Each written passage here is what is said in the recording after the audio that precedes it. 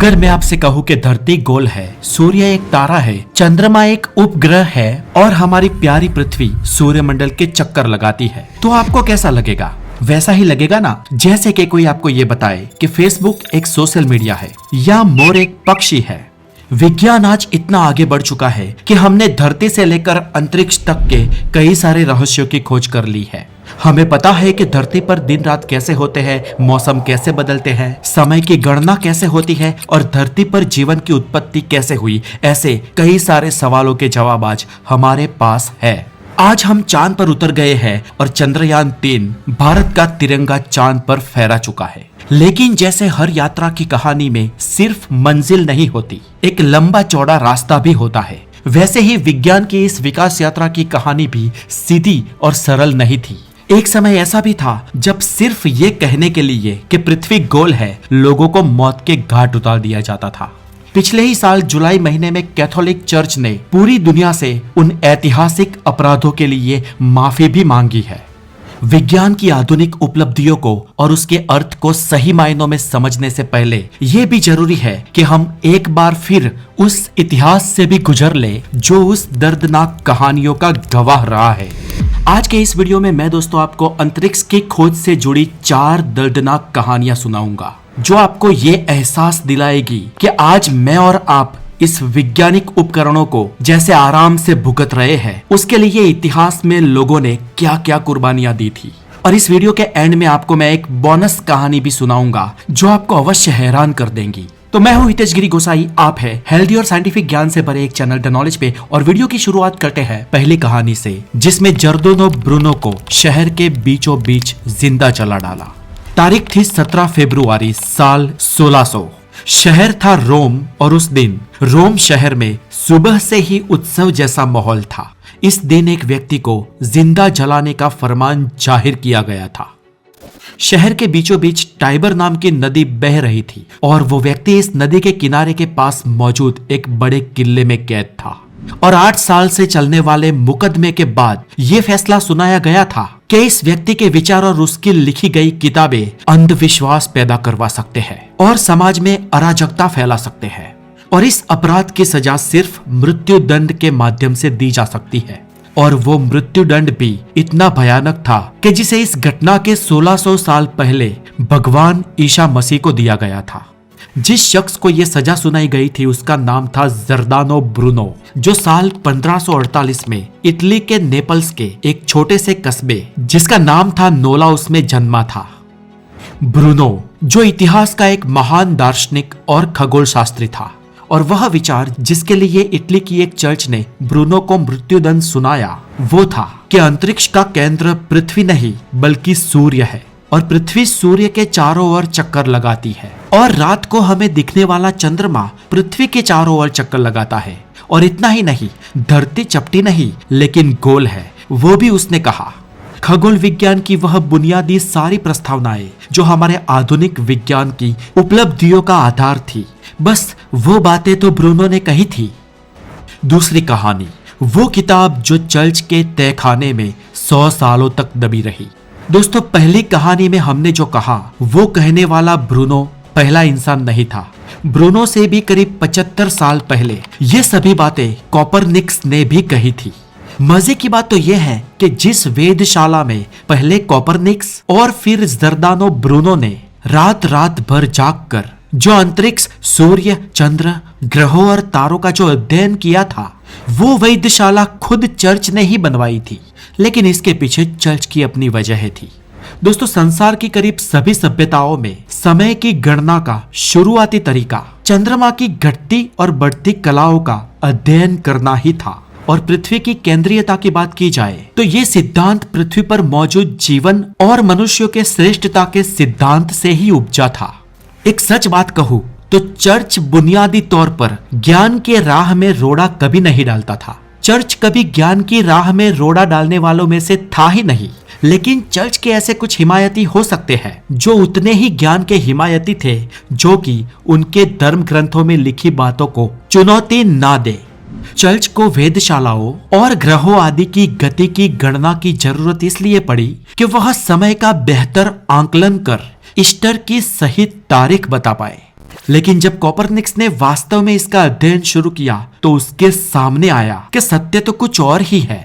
Copernicus के सामने आया कि अब तक जो माना जाता आ रहा है कि पृथ्वी खुद स्थिर है और सूर्य सहित अन्य ग्रह पृथ्वी के आसपास घूमते हैं, ये गलत है। सच ये है कि सूर्य स्थिर है और उसके आसपास पृथ्वी सहित अन्य ग्रह घूमते हैं।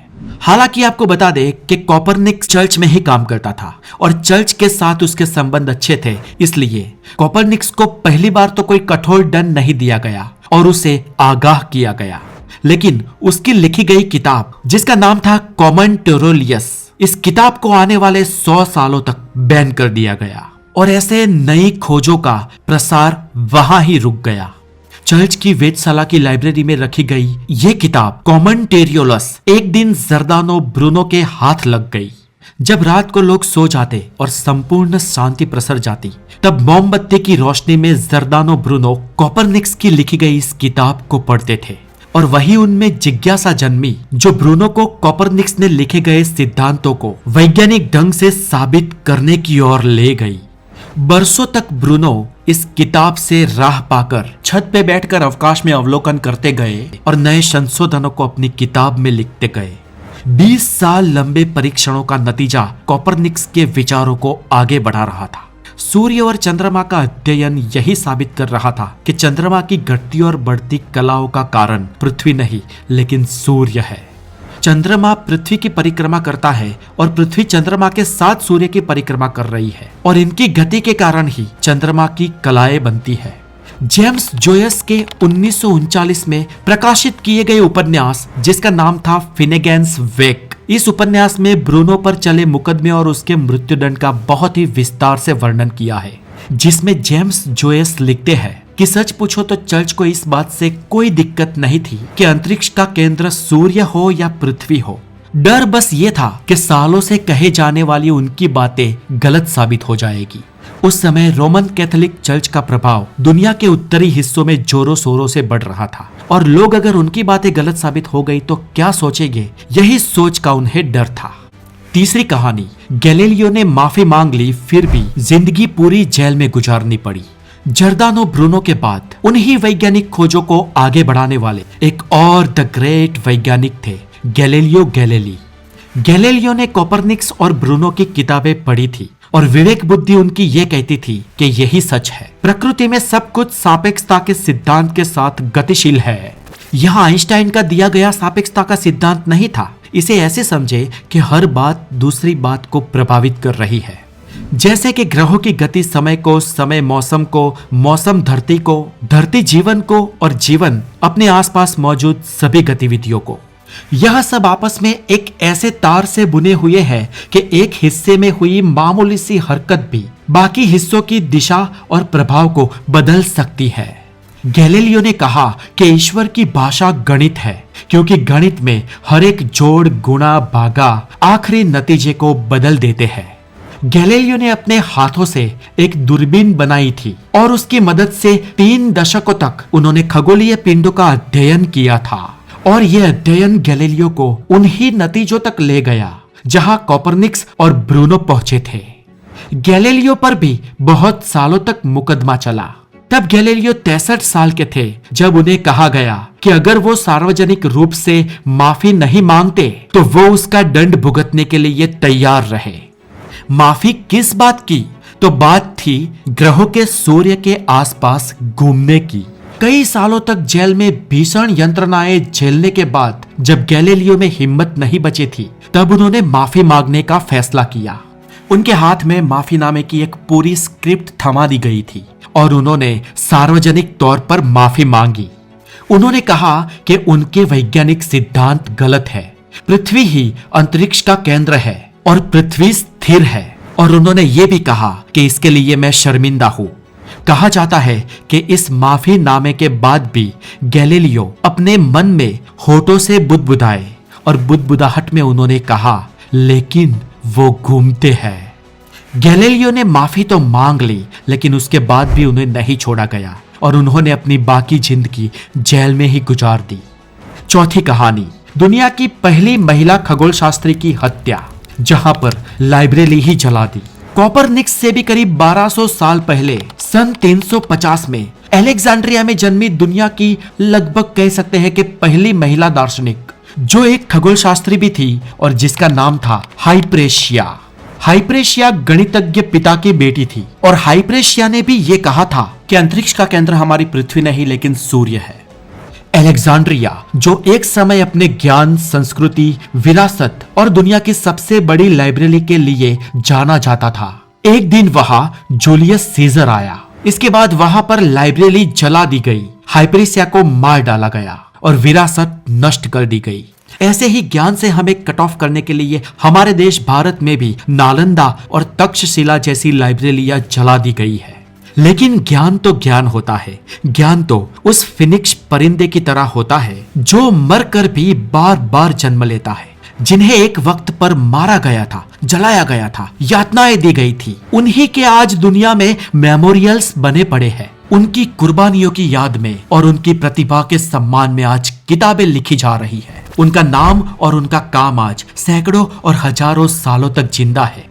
तो दोस्तों, कैसा लगा आज आपको इस युग में बैठकर इतिहास की इस कहानियों से गुजरते हुए? आज हम इंटरनेट और आर्टिफिशियल इंटेलिजेंस के युग में जी रहे हैं और इसलिए आज हम इतनी ओपनली साइंस की बात कर पा रहे हैं। मनुष्य ने इन 600 सालों में जितना विकास किया है, इन सभी की बुनियाद में विज्ञान, वैज्ञानिक और विचार है। जिस माइक में मैं जो आज ये बोल रहा हूँ और जिस स्मार्टफोन में जो ये आप वीडियो के माध्यम से सुन रहे हैं, ये सब कुछ विज्ञान की ही तो देन है। आज जीवन का कोई ऐसा कोना नहीं है जहाँ पर विज्ञान की पहुंच ना हो। लेकिन यह जानना जरूरी है कि आज जब मनुष्य चांद तक पहुंच गया है, मंगल पर पानी की खोज कर ली है और जब अंतरिक्ष में अपने प्रयाण करने की सोच रहा है, इन सब के लिए हमारी पूरी मानवता इतिहास के महान वैज्ञानिकों की ऋणी है। फिर वो कोपरनिकस हो, गैलीलियो हो, आर्यभट्ट हो, चरक हो या चाहे एल्बर्ट आइंस्टाइन हो। और आज के हमारे इस वीडियो का सबक है, सब कुछ हो चुकने के बाद जो बचता है, जो बचा रहता है, वही सत्य है, वही विज्ञान है और वही हमारी मनुष्यता है। अब दोस्तों, जैसा कि मैंने इस वीडियो में आगे आपको प्रॉमिस किया था, आपको इस वीडियो में एक आखिरी और बोनस कहानी सुनाता हूँ। ये बात है साल 1900 के आसपास की। स्थान था अमेरिका का एक चर्च। कॉलेज के एक प्रोफेसर और चर्च के एक अधिकारी के बीच बातचीत हो रही थी। काफी लोग भी वहां पर उपस्थित थे और इस दौरान चर्च के अधिकारी ने कहा कि जो भी खोजें होनी थी अब तक वो हो चुकी है। विज्ञान ने पूर्ण प्रगति कर ली है और अब इससे आगे विज्ञान में और प्रगति होना मुमकिन नहीं है। लेकिन प्रोफेसर चर्च के इस अधिकारी के विचारों से सहमत नहीं थे। प्रोफेसर ने हिम्मत जुटाकर कह दिया कि आज से 50 साल बाद इंसान आकाश में उड़ता होगा। प्रोफेसर की इस बात पर चर्च के अधिकारी थोड़ी नाराजगी जताते हुए बोले, प्रोफेसर, सिर्फ पक्षियां और देवता ही अंतरिक्ष में उड़ सकते हैं और इस बारे में और कोई विचार भी हमारे धर्म का अपमान होगा। और इस छोटे से किस्से की अगर एक खासियत ना होती तो मैं आज इस किस्से की आपके सामने चर्चा ही नहीं करता। और इस किस्से की खासियत ये थी कि चर्च ऑफ द यूनाइटेड ब्रेथरेन के बिशप के तौर पर काम करने वाले चर्च के उस अधिकारी का नाम था मिल्टन राइट और उनके 2 पुत्र थे, ऑरवेल राइट और विल्बर राइट। ये दोनों वही राइट ब्रदर्स थे जिन्होंने इस बातचीत के सिर्फ 3 साल बाद अंतरिक्ष में हवाई जहाज उड़ा कर दिखाया। और उसके बाद आज 21वीं सदी तक विज्ञान ने क्या क्या प्रगति की है वो सब कुछ जग जाहिर है। और आगे 100, 150, 200, 300 सालों में विज्ञान क्या प्रगति कर सकता है हम सोच भी नहीं सकते हैं दोस्तों। तो दोस्तों, आज के लिए इतना ही। ये वीडियो आपको कैसा लगा हमें कमेंट बॉक्स में जरूर बताएं। हो सके तो लाइक करें, शेयर करें और अगर आप हमारे चैनल पर नए हैं तो इसे सब्सक्राइब भी जरूर करें। अपना बहुत सारा ध्यान रखें। Have a wonderful day. Take care.